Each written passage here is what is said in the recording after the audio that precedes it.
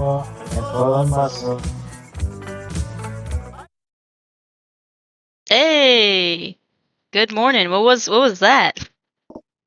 That was down under. Oh, and good evening. Hey, Down Under. Who sings that song again? That's well, that's a man at work. Nice. Men be working. We are totally working. But yeah. So Down This is our Under. full. This is our full time job. This is our full time jobs. I wish. But yeah. Welcome to episode 4, and we are staying Down Under since I won the rock paper scissors last time. And I believe I will be talking, or I know I will be talking about Canberra, Australia, which is spelled Canberra, but it is pronounced How do you say it? Canberra, like bruh, BRUH, bruh. But it starts with a D. No, it starts with a C. C-A, it's like can, Oh, and I thought you said D. I oh was no, more shocked about that. Denbera. Like, Yeah, but so it looks like Canberra, which is the very, I feel like, American way to say it, Canberra, but it's actually Canberra. yeah, And that's cool. interesting relevance of Canberra, but this is the capital city of Australia, which we went to the American equivalent together actually, and we should probably talk about that sometime, but pretty much very similar to DC, and I'll try to talk a bit about those comparisons there. This is Backstory, Tale of Two Cousins, Canberra. Noted. Do you have any questions about Canberra, or do you want me to just jump into it? No, I don't know anything about Canberra. Wow. You said it was DC. That's awesome. I don't know. I don't know anything about Australia except what you told me about Australia. That's fair. And what do you think the capital of Australia was until I told you it was Canberra? You're gonna yell at me. I thought it was Sydney. And it's ironic because Sydney never actually was an official capital. But Canberra, they made it the capital to kind of believe this is the rumor slash very much the truth about why they chose it to be the capital city. But it is meant to quell the conflict and arguments between Melbourne and Sydney about which city deserves to be the capital. So they chose just this kind of landmass in the middle that is still very much part of the bush, but it's part of New South Wales, which is the state that I believe Sydney is part of, but it's very close to Melbourne, pretty much in the center. So now it is the capital, so that the two cities don't argue anymore. Yeah, that makes sense. That's like how somewhat DC is because it's like for the 13 colonies, it's like in the middle of the 13 colonies instead of like Philly and New York and Boston being in the north, and then the southern states don't have representation, so they can all meet up in the middle in DC. Yeah. Yeah. And they kind of have like So it is very close to DC. It is very similar to DC. That's how all the Australians kind of described it to me. Like when I told my soccer team I was going there for the Fulbright orientation gala, they were like, Canberra, there's nothing there. Like it's just the capital city.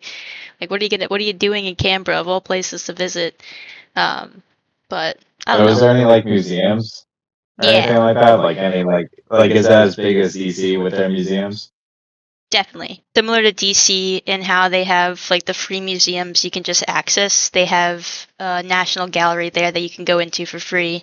There's a couple of war memorials, war museums you can access. So kind of like how DC has their Capitol building and then the memorials and then the Lincoln statue. The Canberra kind of parliamentary center, I guess. DC, Canberra, very similar in how they're stationed, with the kind of parliamentary center, the main buildings of Canberra being in their like center location. You have the old Parliament building, and that I believe was replaced in 1988 with the new Parliament building, which is like a couple meters, I guess, north of that building. And they have like a very similar setup to DC, where you have the Capitol building and then the kind of Capitol Hill, the layout, the pencil, the memorial. What is it called again? The Washington Memorial. Yeah, the pencil. That's like the old Parliament building now. And then that kind of transitions into where they have the war memorial, and there's a bunch of flags, I think, representing the different aspects of Australia and the local regions. But So what was the original capital of Australia then? If this is the quote unquote new capital. it was Melbourne. Oh, it was Melbourne. Okay. Yeah, so it was Melbourne up until about 1908 was when they decided they were going to make. So this is more recent. Yeah, like within the past 100 years. Yeah, I think so. They officially made Canberra the capital in 1913, but it didn't like officially. 113 years ago. But almost exactly 100 years ago was when they officially moved everything, like all the buildings, the governing everything, like officially became capital parliament governing in Canberra in 1927. So pretty much almost exactly 100 years ago. Yeah, that's somewhat close to our 250-year anniversary of America. Yeah, and that's actually what we were celebrating at the. I mean, we were celebrating the Fulbright orientation, everything, but one of the big things that they talked about was that it's the 80th year anniversary of Fulbright and also the 250th year birthday of the United States. So a really cool kind of convergence of that Australia-US exchange. Relations. Yeah. That's cool. Yeah, so I got to actually be in the Parliament building, which was wild. I've never been in an important DC building, but I've been in the important Australia building. Yeah, you were. You were in Memorial. That's not like the same. That's not the same as being in like the Parliament House. It's like the Parliament building is their White House, you know? Yeah, but there's a lot of historic events that happen at the Lincoln Memorial. That's true. That's fair. I can't remember exactly why they had to make the new Parliament House. Because they had the old one until 1988, and the old one still stands there. Like it's just kind of on Updated. Yeah. I mean, it's still like people can go in it. I want to say they have some kind of museums, things like that. Actually, on museums, we went to the National Portrait.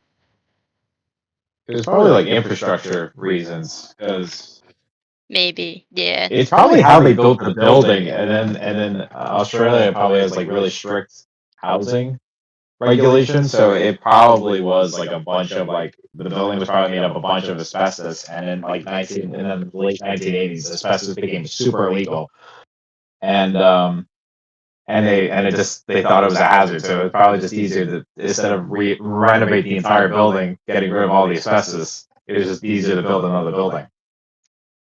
Probably, yeah. I mean, it took them 7 years, and then it was Queen Elizabeth II that was there for the official designation of the new building, and I think it was the same. It was 200 years exactly from the landing of the first fleet, so it definitely had some historic relevance too to when they made it.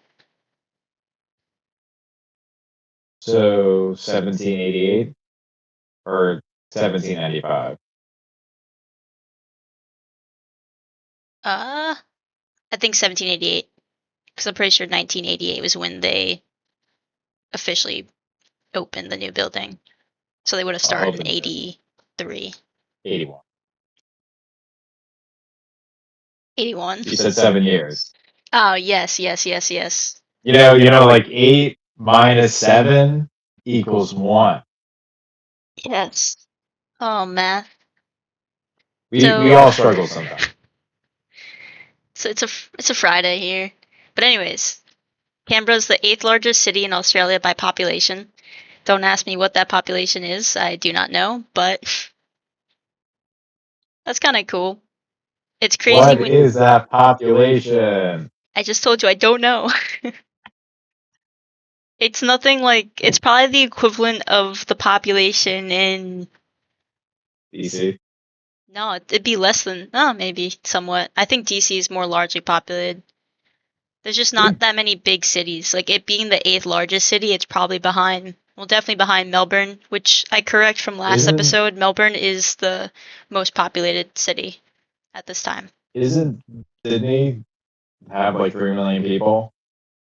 Yeah, and then Melbourne had about a little under 4, about 4 million, I think.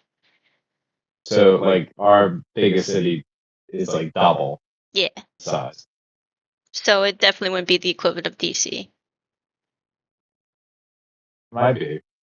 Could be. How much is DC? Let's look that up. Hold And on. at the same time, I'll look up what the exact population is. So not only is Canberra, while you're looking that up, but not only is Canberra the capital of Australia, located in the Australia Capital Territory, ACT, is like their official state just for that city-state actually, but they're also the bush capital. So what Canberra looks like as a city is what I imagined all the cities in Australia to look like, where you have Mount Ainslie literally right smack dab in the city on one side of their mid-lake, and you can see the mountains kind of around. You have wildlife just walking around in the public. Like my friend who's doing her Fulbright there, she saw a redback spider on her bike. And that's like one of the most poisonous spiders in Australia. And it was just there on her bike. That's where the stereotypes come from. Yeah, the actual bush. But you don't really, you have to go like an hour outside of Melbourne to see the bush. The bush is just right there within the city. And so you got a lot of good hiking trails. I went for a run around their lake, which I'll mention a bit afterwards.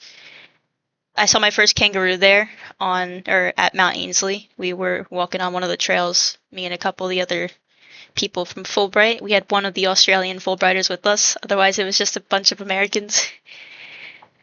A bunch of tourists. Just a bunch. No. We had the Canberra native with us, so she was like, I mean, she's also from America, but she's doing her research at Australian National University, which is another good prestigious university. That's like the main one located in Canberra, though. So yeah, bush capital. You can actually see the wildlife over there. The kangaroos, oh my gosh, they're actually really cute. Not as cute as I thought they were going to be. They're also smaller. Yeah, so but they'll like beat you. Like they'll kick you, and it feels like getting hit by a car. It's kind of crazy when you think about it, though, because they make it seem like they're less, like we got pretty close to the kangaroos and they didn't attack us, so, but also not too close. Well, if it's in the city, they're probably more docile than like in the wild. Yeah, like the wildlife more there. Familiar with humans. Right, definitely. Did you get the population of DC? Oh yeah, it's 700,000. Yeah, so Canberra's 473,855. So definitely smaller. Yeah, it's close. 8th largest Closer city. than like, well, what's the 8th largest city in America? It probably is DC. I know DC is on that list. The largest city it used to be. Go for it. People. It used to be 6 million, but after COVID, it like shrunk to 700,000. That's a crazy shrinkage. It's government, so Oh. If you weren't part of the government, you had to move, pretty much. Wow. So that's by population, not by acreage or anything, right? No, that's population. Okay. That's wild. Acreage, that would be nothing. The government in Australia is a federal parliament system, but also a monarchy at the same time. It's kind of wild when you think about it. Is it how the UK is run? Very similar. In fact, there's like this really weird legislation. Like technically they have the governor general who represents the king, and it's the king of the UK, of Britain. So they can actually, the king can technically overrule something. I think if they really want to, there's some weird policy about it that people were telling us about. Yeah, but It's been enacted it's once. but it's like our martial law. Yeah, I think it's the same. I think it's like the same type of power. I think so. Yeah, it's yeah. Our eighth largest city is San Diego with 1.3 million people. Wow, that's crazy. Australia could never. So our eighth triples your eighth. Nice. Yay, Australia. Okay. Well, very similar to DC, they also have like their government parties all kind of operate there. The Labor Party is the one that's been in office pretty much the entirety of the That's like the century. populist party. Yeah. So they've been, I think, aside from like 3 years in 08, 09, and 2010, they've been at the head. Parliament makes What's national the laws terms? What's the for. terms for them? So they have very kind of similar setup, I'd say, except for the fact that they don't have the president that kind of makes all the decisions. So they have a prime minister who is like the head, and that's more on like the national level, I believe. And then they have the general governor, who would be the next person down. So it'd be like the president and the secretary of state. And then they have their cabinet, which is, I think, the equivalent of. I think that's equivalent to the Senate. Yeah. And they have a House of Rep and a Senate, but they have different terms for that. Yeah. See. Yeah, because most of the world are people part of NATO. Because I think Australia's part of NATO. They're all democracies. Yeah. Majority democracies. I'm definitely not tired. You're tired. I think I'm tired. But I actually wrote the terms down and I just can't find it in my notes. This is why I have a notebook. Write it down. Fun fact about Australian politics, since apparently that's what we're talking a lot about today. Their elections or their voting is completely mandatory. So everyone has to vote, which is. Oh, so it's like all citizens have to vote. Yeah. Like, is it? Are you fined or are you arrested? How does that work? A mixture of both. You could be fined, you could be arrested. It will be held. You will be criminally charged though if you don't vote. Like there's a whole. The way I believe it's not like where you can just kind of go walk in and you sign the ballot or whatever, like the way ours does. But yeah, they call it what, compulsory, which I guess is the same as mandatory. And Jesus. I think it is still in person, but it's on a weekend. So it's also not like on a work day. It's pretty much just a day of the week over a weekend that you can go and you have to vote, pretty much. That's horrible. That's a horror. I don't want to be forced to vote. It's your right as a human to vote. So they have Like, only if like we're, like, five rights that they pretty much revolve around, and then we have like the Bill of Rights that can be adapted and modified, but they have like a 5 quintessential rights that operate how they operate on, or that they operate on. Yeah. Crazy. Only 5 is. I'm obviously probably not bear arms. Is probably Nah, it is the right to vote, trial by jury, the freedom of religion, which is a really big thing here because they have so many different.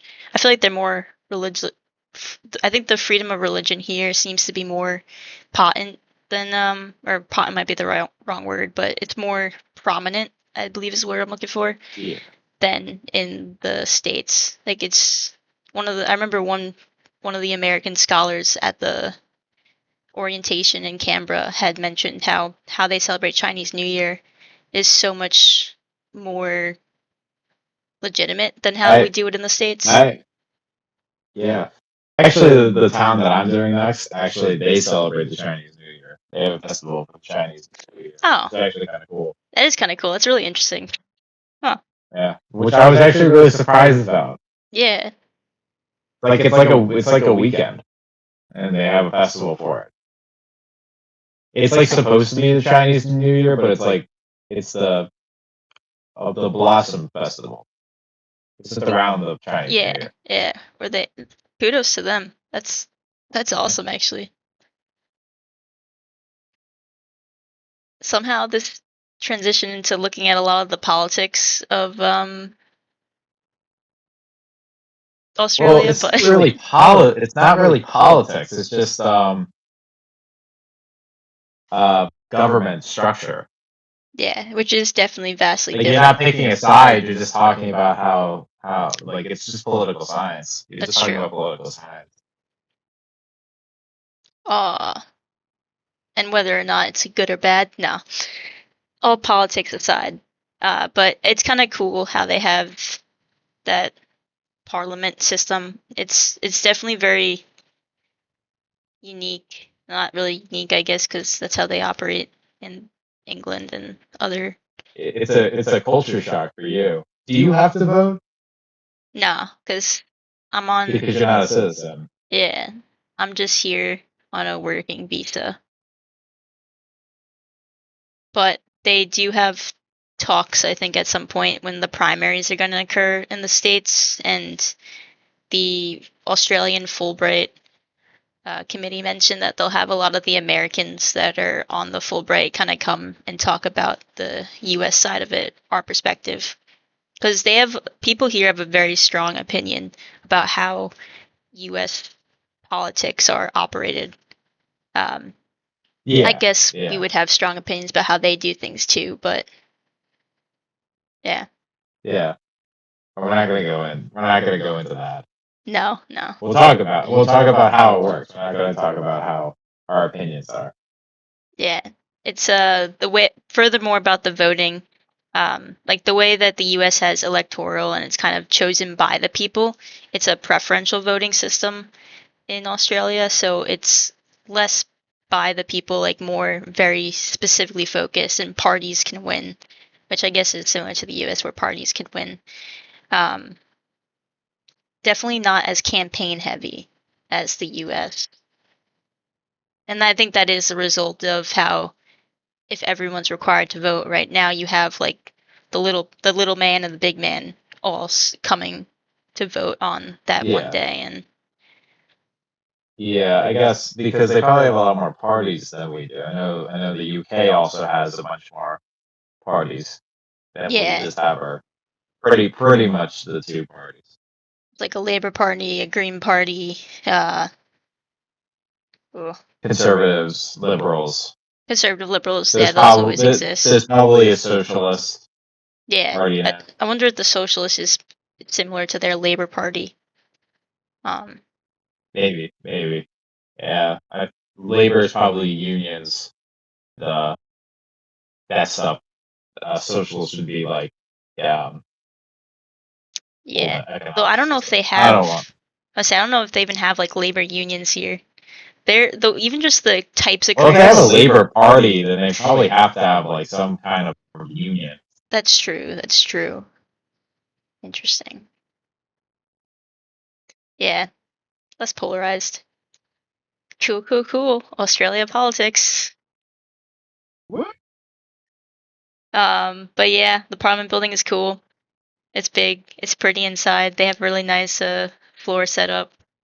I shook Erica Olsen's hand. She's like the U.S. Embassy figure in Australia, and she operates as, I think, like as one of those kind of, again, educational engagement type connections. I don't know. Is the U.S. Embassy in the capital? I don't know. I just assumed that all the embassies were in the capital city, and yes, it is. It is like the embassy. Most embassies are in New York. Really? Or the big embassy building is New York. There might be little embassy buildings around the country, and there's probably a couple in DC. Right. But I know the big one for the big meetings. Yeah. It's in New York. Cool. It's in the city. Yeah. So the U.S. embassy is in Canberra. I wonder because I feel like I know they have some Pacific ones. So like Hawaii has a couple of embassy buildings there. Yeah, but that's like Pacific Islander embassies. That's wild. Now I kind of want to know what like every embassy building in all of US and then the embassy buildings in Australia equivalent. It's kind of cool. I know the Japanese have a very big embassy in Australia. I don't know what city it's in. I mean, I feel like I would just assume it is all in Canberra because they seem so focused on just having all their government and federal stuff situated in that one region. Like that's why Canberra, everyone's like, oh, there's nothing there because it is primarily populated by people involved in the government working for government buildings. I guess they do have some law elements there as well, but it's so very focused on their politics and international exchange, which is actually a really big thing in like public policy and things like that. That's a big field in Australia. Is there a university? Like any universities? Yeah, it's the Australian National University. And one of their main fields is policy, international, what's that word? International, policy. Maybe it is just international policy, but that's one of the main fields there, I would say. The Embassy of Japan is in Canberra. Yeah. They're all the very same. Beautiful, the embassy. Oh, I'd imagine. I thought the buildings in Canberra were more pretty than the buildings in Melbourne. It's probably like colonial architecture. Yeah, they call it Victorian, but it's just the buildings are more. They're more of that kind of DC vibe. I feel like where it is a bit more classical than most other cities. Yeah. They have a lot of museums, like we were saying. The one that I wanted to mention earlier, though, was the National Portrait Gallery, which we went to as part of the Fulbright orientation. Oh my gosh, it was awesome. They have a rotating exhibits where they just change the portraits, and in order to have your portrait in there, you have to be some key figure in Australia history, Australian culture, and just relevant to the values of Australia, like if you've made an impact on the country. So they can even have like American figures, but like they would have like MacArthur in there for his Pacific engagement with Japan, stopping World War II in the Pacific. Probably not because it's not specific enough to Australia. They have Hugh Jackman. Okay. Oh, okay. Yeah. I was just thinking of American figures that would be associated with Australia. That was the only thing I could think of is MacArthur in the Pacific. No, they had a Matilda's exhibit. That's the the Australia national soccer team women's. They had a really great video, kind of portraying the team and their reaction after the most recent World Cup, which I believe was 2023 for the Women's World Cup. And they had the exhibit that we actually got to see, which I did want to mention, was the Kylene Whiskey. Super Kylene Whiskey exhibit. And she is a contemporary Aboriginal Australian artist from what you kind of could assume would be one of the more remote territories in northern Australia. So like where she grew up, it was just like that's bush right there. That's where a lot of the towns and cities in Australia are kind of more like that, I guess. But so she grew up greatly influenced by Australian media. So a lot of her artwork portrayed some of those key figures to her upbringing, like Dolly Parton. and Cher, who I believe is American. What a great Australian icons. Yeah, who doesn't love Dolly Parton? Yeah. Wonder Woman was in there. I actually didn't know Dolly Parton until I moved here. I had no idea who she was. Working that, that song. Working I do know that. I just didn't know 9 to 5. that was Dolly Parton. Yeah, so it's cool because she kind of just throws in all these key American figures. Very much woman empowerment type of artwork too. So there were definitely a lot of strong, what they call kunkas women, which was really cool. And they do this. It's more of this like dot art style. So even just seeing the different approaches to art there was really intriguing. What was it? Kunkas? Kunkas, which is What's woman. that? And Oh, just woman. yeah, and I am not entirely sure which Aboriginal region she's from, but you can imagine that Canberra has a lot of, especially just by default of being the Australian capital, they have to have a lot of references to Aboriginal culture and heritage. Yeah. Which is like but like the Native Americans in America, they don't have representation in DC. So in like Australia, they do. They do, yeah. I think we touched upon that last time, how their value and approach to their natives, so the Aboriginal culture, Aboriginal heritage, it's not necessarily the best, but they definitely place more emphasis on recognizing that these people were here before us and before them. Yeah. I think for America, I think when they were pushing out the Native American, it was still very imperialist ideology. Yeah. They were just like push out of the land, manifest destiny, stuff like that. I guess for Australia, because it's a later bloomer.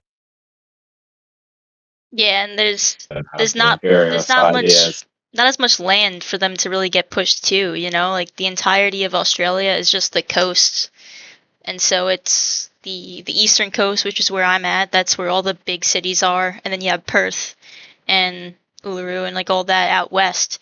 But then the entire middle is just the outback. It's just desert. So you have people living there for sure, and I believe there are some like Aboriginal territories in the middle, but I remember learning a fact in high school where the UK, before they sent prisoners to Australia, do you know where they sent them? Want to take a guess? Alcatraz. No, worse, Georgia. No, I'm joking. They sent them to Georgia.